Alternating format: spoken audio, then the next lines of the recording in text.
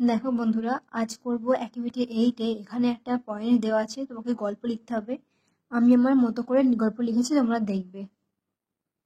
দেখো, many many years ago, অনেক অনেক বছর আগে, দেয়ার ওয়াজ আ কিং, সেখানে রাজা ছিলেন। The king was very prosperous, তিনি খুব ধনী ছিলেন। হি ওয়াজ ভেরি পাওয়ারফুল, তিনি খুব শক্তিশালী ছিলেন। সরি, এখানে একটা আর হবে। He was very proud of his power, তিনি তার নিজের শক্তির উপর খুব গর্ববোধ করতেন। হি ওয়াজ অ্যারোগেন্ট, তিনি খুবই অহংকারী ছিলেন।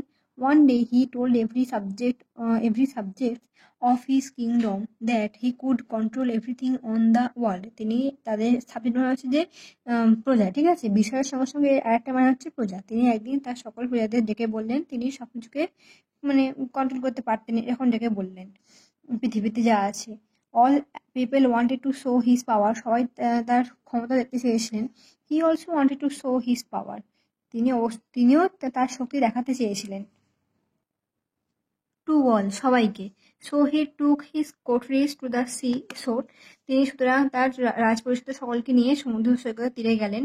And he ordered the waves to move back, এবং তিনি আদেশ করলেন সমুদ্রকে আর কি জলকে ঢেউকে পিছিয়ে যেতে। Everyone was looking at the sea, সবাই তাকিয়েছিল সমুদ্রের দিকে। ওয়েদার, WHETHER হবে এখানে, whether the sea listens to the king or not.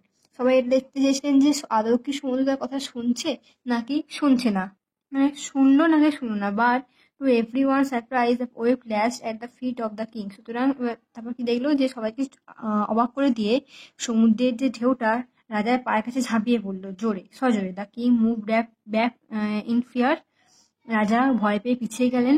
Then the king realise that no one can be greater than nature, তখন রাজা অনুভব করতে পারলেন যে কেউই প্রকৃতির থেকে বেশি বড় হতে পারে না।